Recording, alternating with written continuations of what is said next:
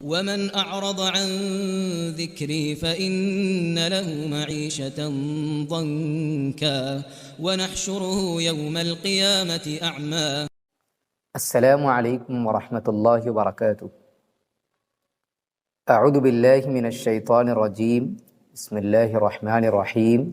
فاسألوا اہل الذکر ان کنتم لا تعلمون۔ اہل علم سے پوچھو، سوال کرو اگر تمہیں معلوم نہیں ہے۔ اگر کسی کے گھر کوئی شخص فوت ہو جائے، انتقال ہو جائے، تو میت کے گھر والوں کو کھانا بھیجنا، کھانا پکا کر ان کے گھر کو بھیجنا، یہ مشروع ہے۔ اسلام میں اس کی اجازت ہے، اور اسلام اس پہ ابھارتا ہے کہ جن کے گھر کوئی اگر آدمی مر جائے تو ان کے گھر کو کھانا پکا کر بھیجنا چاہیے۔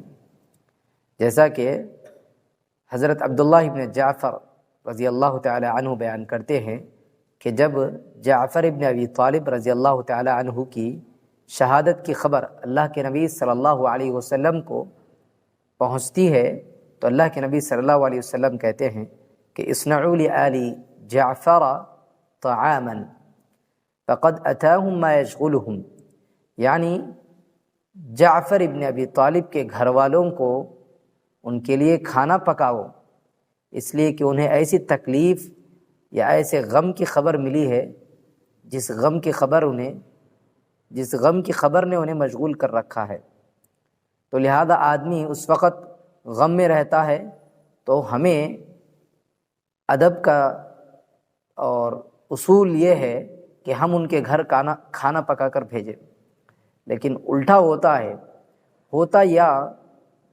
یہ ہے، خود جو میت کے گھر والے جو آئے ہوئے مہمان رہتے ہیں ان کو کھانا پکا کر کھلاتے ہیں، جبکہ یہ صحابہ کرام اس چیز کو نوحہ میں شمار کرتے تھے، جبکہ نوحہ سے اللہ کے نبی صلی اللہ علیہ وسلم بالکل منع کیے ہیں۔ جیسا کہ حضرت جریر بن عبداللہ البجلی رضی اللہ تعالی عنہ بیان کرتے ہیں کہ كنا نعد الاجتماع الى اہل المیت وصنعت الطعام بعد دفنه من النیاحہ او من النوحہ۔ اس حدیث کو امام البانی نے اور دوسرے تحقیق کرنے والوں نے صحیح قرار دیا ہے کہ صحابی بیان کرتے ہیں کہ ہم میت کے گھر والوں کے پاس جمع ہونا اور میت کے گھر والوں کا آئے ہوئے مہمانوں کو کھانا پکا کر کھلانا، یہ تمام چیزیں نوحہ میں شمار کرتے تھے، جبکہ نوحہ اللہ کے نبی صلی اللہ علیہ وسلم نے واضح طور پر نوحہ سے منع کیا ہے۔ تو لہٰذا اس سارے لوگوں کے لیے پیغام ہے کہ جن کے گھر کوئی آدمی یا کوئی شخص انتقال ہو جائے تو ان کے گھر کھانا بھیجنا چاہیے پکا کر، یہ نہ کہ ان کے گھر جا کر کھانا کھائیں۔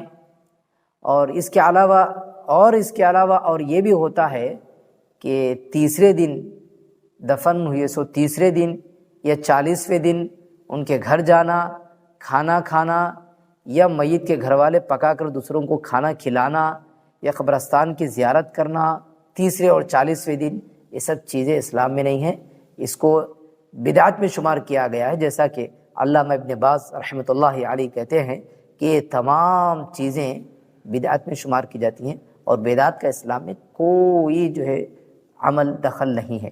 تو اللہ تعالیٰ سے دعا ہے کہ اللہ تعالیٰ ان تمام بدعت کے کاموں سے ہماری حفاظت فرمائے۔ اللہ تعالیٰ ہم سب کو اللہ تعالیٰ ہدایت دے کہ وہ اللہ کے نبی صلی اللہ علیہ وسلم کی صحیح سنت پر ہم سب عمل کریں۔ آمین۔